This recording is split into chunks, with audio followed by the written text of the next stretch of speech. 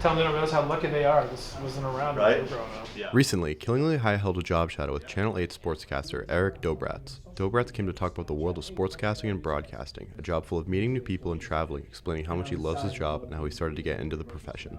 So I got into sportscasting all my life growing up. I knew I wanted to be in this profession, just to know how I would get there. So I worked in radio for a little while, transitioned to television. An opportunity presented itself for me to be on TV. And that was 12 years ago, I think, 2011.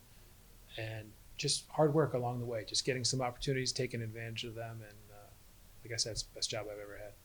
On top of that, Dobratz gave tips on how to become more successful in the broadcasting field, emphasizing the importance of learning everything from camera work to editing. The more you learn, the more successful you can become in broadcasting. Make sure that you know how to write, work on your interview skills, do your research, and have fun, most importantly. This job is the best job I've ever had. Every day I go to work, I enjoy it. There's never a bad day. I mean, there's bad days, but you know what I mean? There's worse things you could be doing. Dobratz also claims that it is also good to make connections, being one of the most useful assets to you in this career. So my advice would be find something you really love, pursue it, and just ask as many questions as you can. Talk to people like me. Go online, talk to other people, try to make connections, and just go for it. It was a wonderful experience meeting Eric Dobratz, and if you haven't done your job shadow yet, make sure to get that done. For KTV, I'm Calvin Sandberg.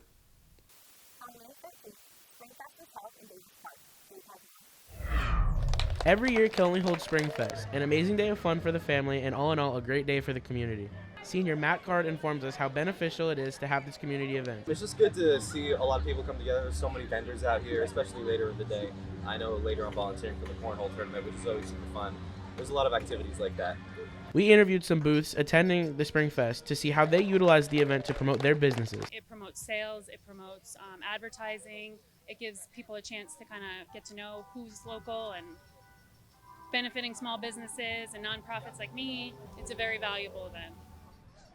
It gets people together, it gets people out and talking with each other and realizing there's really a lot going on in our little town. Good, it connects people, I think that's important. And also we can hopefully get other people involved by promoting, each one has their own organization and what they do and get talking to people and all that good stuff. As we can see, it has been a great day of fun here at Kinley Springfest. For KTV, I'm Gabe Dowd. After the break, we will take a look at Lego Club and see a student spotlight.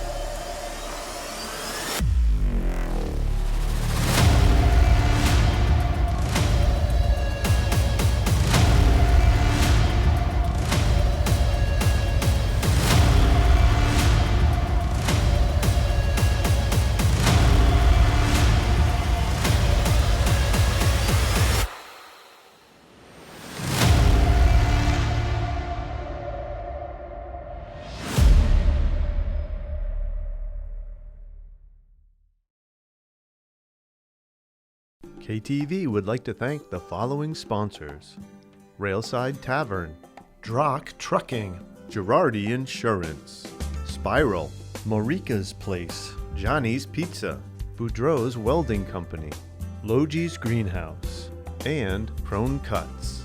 Thank you. I think we started last year, and so it's been about 2 years. Whenever we have the displays out, people come by and they say, "Oh, I love Lego. I got a whole bucket full of them at home." So I think there's probably a lot more students that are not in the club that do enjoy the little bricks. Yeah. Mr. Listorti has put much of his own time and money into Lego Club, but to him it's all about letting his students have a good time. Oh, everything is brought in by myself or our members. At this point, we don't have any fundraisers. We haven't done any yet. Right now, we just meet during the Pride times, but like I said, if students want to meet other times, I am perfectly willing to do that. No one has expressed an interest in that yet. Mr. Listorti expressed much fascination in growing his club, but his only interest seems to be dependent entirely on what the members of Lego Club want. I'm willing to do whatever the club members want to do. If we get kids in the future that want to do more things, we will do them. Lego Club meets during Pride on the 3rd floor in Mr. Listorti's room. For KTV, I'm Ashlyn Bonner.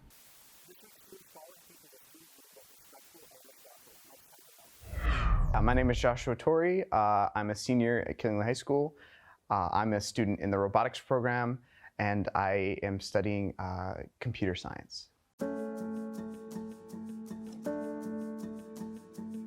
Yeah, so 2 years ago, I started in the robotics program, and it was one of the best decisions I've ever made, right? So we've had a lot of experiences, not only to travel abroad, but to meet people and to experience cultures that I wouldn't have otherwise, as well as develop my understanding of robotics, kind of dip my toe into engineering, as well as continue to build on my foundation of programming.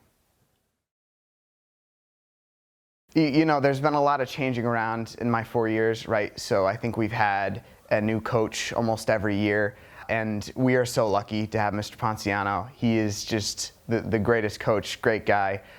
He's really led us to success. We've gotten further this season than we have in any other season in the school's recent history, which is just a great experience for not only all the players, but all of us. You know, he makes us have a great time, have a fun time at practice, while also, you know, obviously working hard, getting stuff done.